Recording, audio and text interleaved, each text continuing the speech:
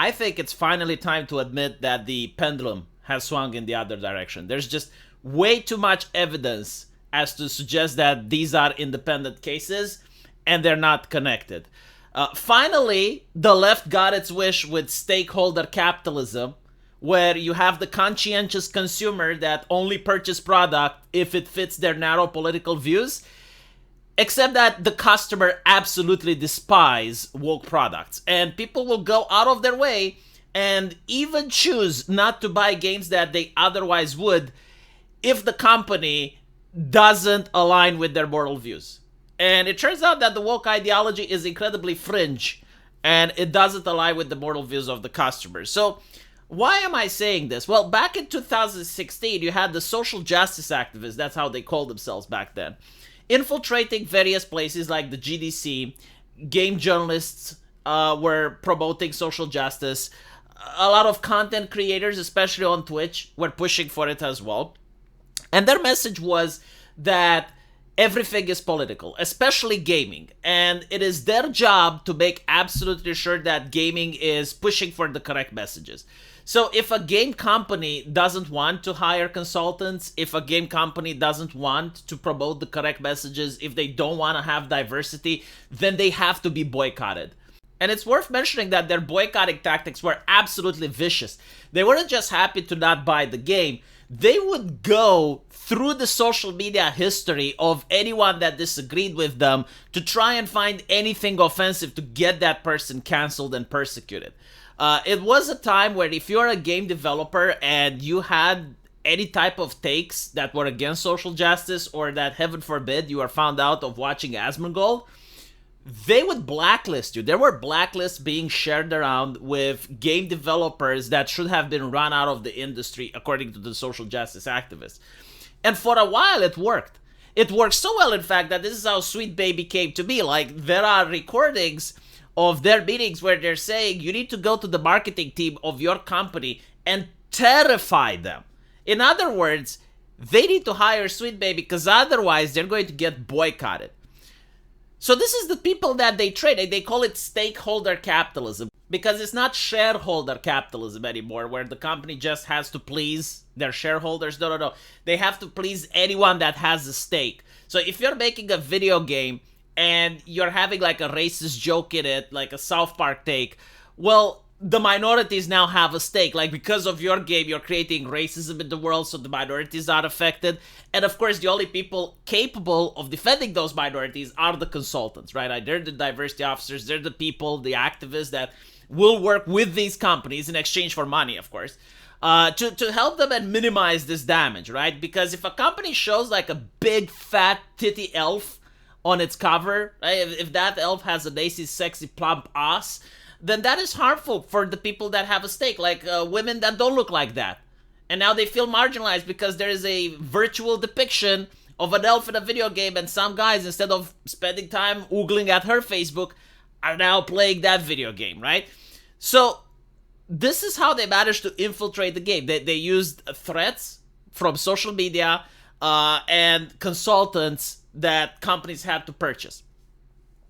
And it went great for a while, until people started managed to catch up, and the event that they're trying to memory hold, just as much as they're trying to memory hold the Trump assassination attempt, is the fact that Sweet Baby Inc. had one of its employees threatening a critic, trying to get that critic shut down from the internet, trying to remove his Steam library, and this is what got people pissed off, and this is what got all the journalists now to go after the critics. But unlike in 2016, they don't have any more social capital. They do not have any more people on their side because, number one, they keep trying to boycott companies and it just doesn't work. Like, they tried to boycott Stellar Blade, didn't work.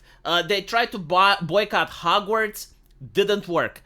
Recently, there was a case where you have this indie game developer on Steam, and he's making a roguelike simulator. And some people were like demanding that he has diversity in the game. Like, they were demanding that he includes LGBT themes in the game.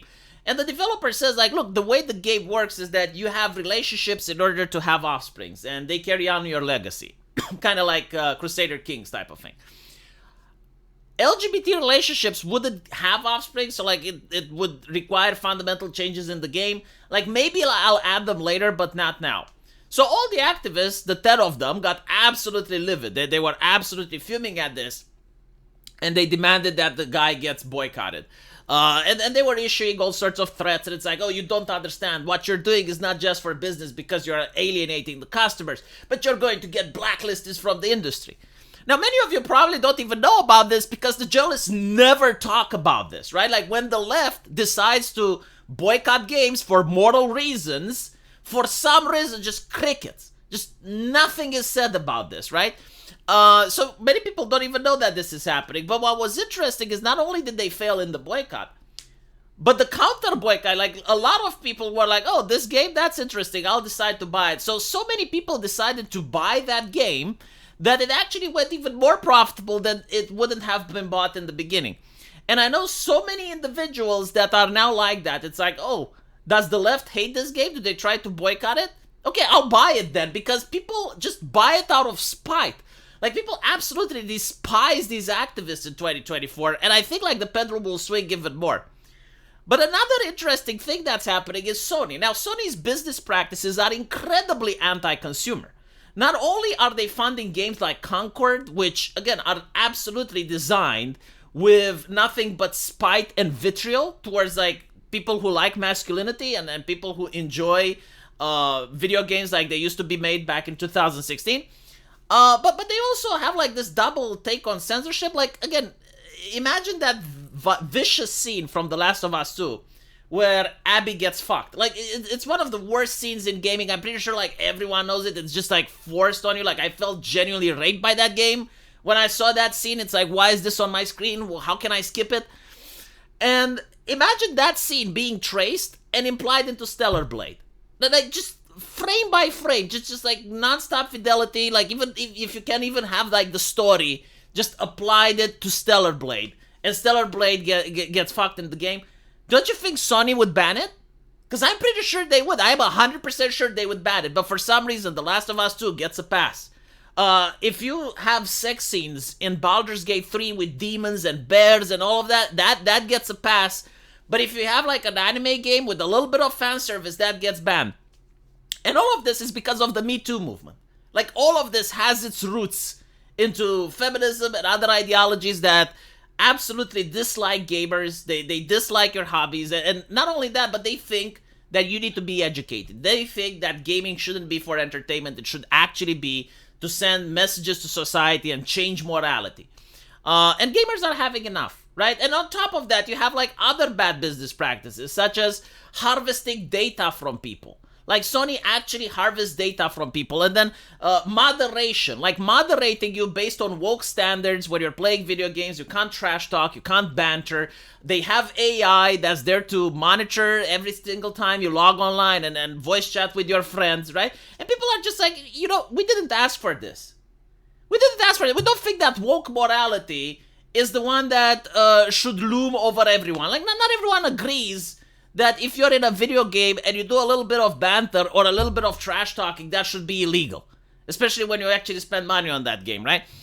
So it's getting to the point where a game that was incredibly popular and it was absolutely beloved as a franchise called Helldivers decided, in order to do better moderation, we're going to implement the system where you need to sign up to your PSN account. So, you're on Steam, that's okay, just create the PSN account and allow Sony to harvest your data and moderate your ass.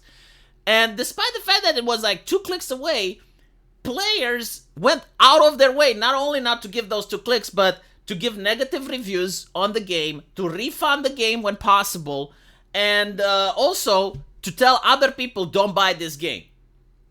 So we notice like so many independent instances where people are like, no, like, if this game is promoting the type of morality that we disagree with, we're not buying it. And this is literally what social justice activists did in 2016. Like, if they perceived that the company is racist or homophobic, they were treating it exactly the same as gamers are now treating woke companies in 2024. And I think it's going to get worse for them. And like, here's an example, right? God of War. And they will never admit to the fact that there are people who refuse to buy this game 100% due to moral reasons. This game is now on PC, and there are so many people that refuse to buy it because they found out about Sweet Baby. You see, when God of War came out, people didn't know about Sweet Baby. People had no idea what it is. And now they do. When you look at the numbers and you compare it to the previous game, it's an absolutely shameful display.